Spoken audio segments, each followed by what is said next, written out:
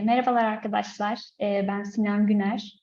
Bugün Bulut Teknoloji Günleri kapsamında gerçekleştireceğimiz 4. oturumumuzda sevgili Rümeysa Aktop ve Alper Reha Yazgan bizlerle olacak. Bizleri kırmayıp davetimizi kabul ettiğiniz için çok teşekkür ederim. Sözü çok fazla uzatmadan hemen sorulara geçelim. Öncelikle bize biraz kendinizden bahseder misiniz ve yaptığınız işten Türk Telekom'da? Tabii ki. Ben Alper Reha Yazgan. Türk Telekom bulut servislerinde bulut altyapı sanallaştırma ve operasyonları ekibinde çalışıyorum. Ve biz kısaca şunu yapıyoruz. Türk Telekom birden fazla servisi olan ve milyonlarca kullanıcısı olan bir şirket. Ve bütün servislerin ürün ortamına geçme süreçleri var. Yani bütün dünya tarafından, herkes tarafından erişilebilir olması için yazılan kodun tek başına yeterli olmuyor. Bunun belli bir süreçlerden geçmesi gerekiyor ve ürün ortamına geçmesi gerekiyor. İşte biz bu süreci yönetiminden sorumlu ekibiz. Hani daha detaylı olacak olursak Git sistemleri, CI/CD pipeline'ları, işte otomasyon taskları, Ansible ve daha detaylı işleri kapsayan süreci yönetiminden sorumluyuz diyebilirim. Ben Rümeysa Akop, Türk Telekom'da Sunucu Operasyonları Müdürlüğü'nde stajyerim. Sunucu bazlı operasyonel faaliyetleri yürütmede rol alıyorum. Bunu biraz daha açacak olursam, sunucu işlemleri, sunucu kurma, update'ler, ajan kurulumları gibi rollerde destek oluyorum. Peki, teşekkürler. Birazcık da kamptan bahsedelim. Kampı ilk nereden duydunuz, Bulut Bilişim Kampı'nı? Ben öncelikle LinkedIn'den görmüştüm, duymuştum. Daha sonra çeşitli platformlardan da tekrar duydum ve ilk olmasına rağmen bu kampın çok fazla talep olması benim dikkatimi çekmişti ve ben de başvuruda bulunmuştum.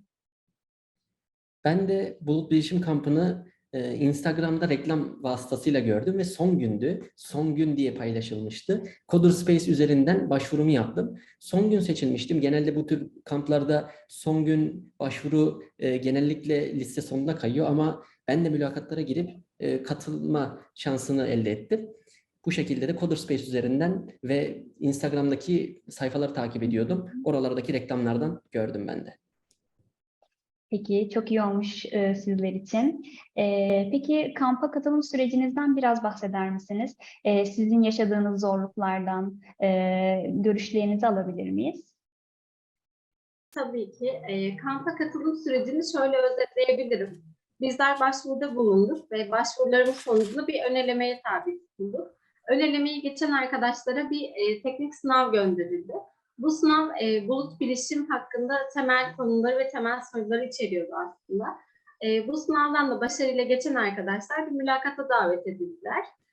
O zamanlar öğrenciydim ve birazcık mülakat aşamalarından korkuyordum ama beklediğim kadar zorlu ve korkunç olmadı açıkçası. Çünkü mülakata giren kişiler iletişime açık ve bizi destekleyici bir şekilde bu aşamayı tamamlamamıza yardımcı oldular. Mülakat sonucunda da kalan arkadaşlarla bir kamp sürecine başlamış olduk aslında. Peki eğitimlerden biraz bahsedelim. Aldığınız eğitimler sizin için yeterli miydi? Ne gibi eğitimler aldınız? Yeterlilik durumunu bizimle paylaşır mısınız sizin açınızdan? Tabii ki. Ben Bulut Bilişim Kampı öncesinde de ben web servisleri ve web teknolojileriyle ilgileniyordum. Ve zaten bu sebeple de ilgimi çekmişti.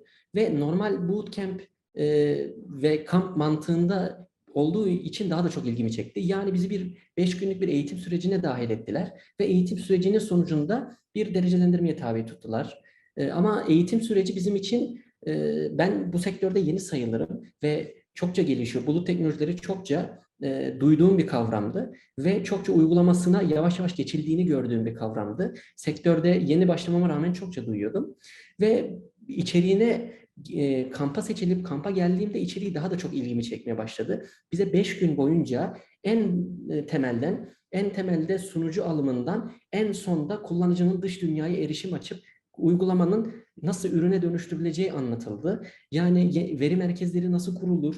Gün gün bunları bize sektörün kendi alanındaki deneyimli kişiler tarafından anlatıldı. Veri merkezleri nedir? Yeni nesil veri merkezleri nasıl çalışır?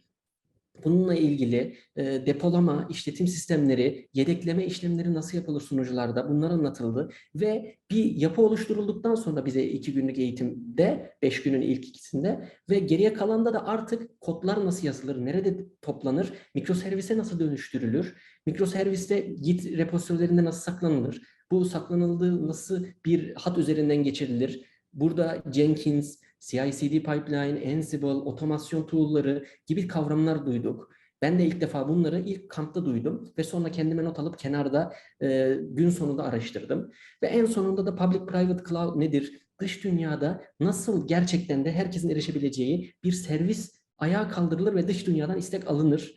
Bunu Kubernetes ortamında konteyner teknolojileriyle baştan ilk günde elimizde hiçbir şey yokken 5 günün sonucunda normal bir işleyişe sadece kavramları bile duymamızın bize yeteceği bir seviyede gerçekten de o milyonlarca kişiye hizmet etmiş uygulamaları yazan uzman kişiler tarafından verildi bu seminerler. Bu eğitim benim gibi yeni başlayan birisi için ben yeterli olarak görüyorum ve aldığım notlarla da daha da çok araştırmama vesile oldu. Bu sebeple bu eğitimleri yeterli olduğunu düşünüyorum ve Bulut Bilişim Kampı'na da katılmanızı tavsiye ediyorum diyebilirim. Çok teşekkürler Alper. Çok güzel açıkladın. Sana da çok teşekkür ederim Rümeysa. Yorumlarınız, verdiğiniz cevaplar bizim için çok kıymetli. Son olarak da yeni mezun arkadaşlara bu kampa neden katılmaları gerektiğine dair düşüncelerinizi iletebilir misiniz? Ben söz almak istiyorum. Tabii ki de katılmalarını tavsiye ederim. Çünkü yani bulut kavramını, bulut bilişim kavramını normal hayatta sıkça duyuyoruz. Kendimden yola çıkarak söyleyebilirim ki bu kavramları bilmeme rağmen, temel bilgimin olmasına rağmen bir süreçlerini, kullanılan teknolojileri ve ilk baştan son canlıya kadar olan ki kısmı tam olarak oturtturamıyordum. Ama bu kamp sayesinde gerçekten hani bulut bilişime karşı bir büyük resmi öğrenmiş oluyorsunuz. Bunun haricinde panellere katılan sektörde önde gelen isimlerle bir araya geliyorsunuz. Ve sorularınız, merak ettikleriniz varsa direkt onlara sorma fırsatı elde ediyorsunuz. Bunun haricinde de böyle kişilerle tanışarak network'ünüzü genişletmiş oluyorsunuz. Birçok anlamda bana katkı sağladığını düşünüyorum ve bu açıdan yeni başlayan ve ilgili olan herkese bu kampa katılmalarını şiddetle tavsiye ediyorum açıkçası. Ben de bir sosyallik anlamında katkı yapmak istiyorum Rümeysa'ya.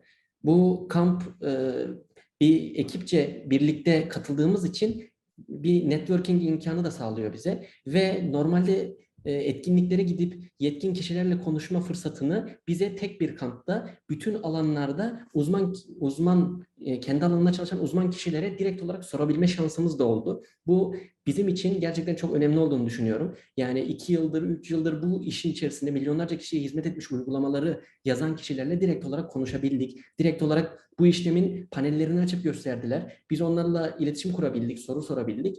Ve sosyallik anlamında da bir ekipti oradaki. Hepimiz de aynı gruplara girdik, konuştuk. Bir networking imkanı da oldu bizim için. Hani sadece bunu bir iş süreci olarak veya bir sektörü anlamak anlamında da değil, bulut bilişimin nasıl uygulandığını ve bir networking oluşturma için de faydalı olacağını düşünüyorum. Ve bu sebeple yeni dönemde de Bulut Bilişim Kampı'na katılmanızı tavsiye ederim.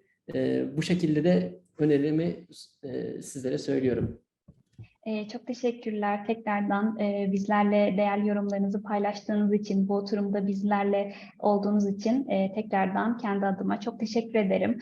Buradan bizi izleyen arkadaşlarımıza da söyleyeyim. Eğer bize sorularınız olursa, Alper'e, Rümeysa'ya sorularınız olursa bizim LinkedIn sayfamızı, Bulut Bilişim Akademi'yi takip edin. Oradan sorularınızı bize iletebilirseniz anında cevaplamaya çalışacağız.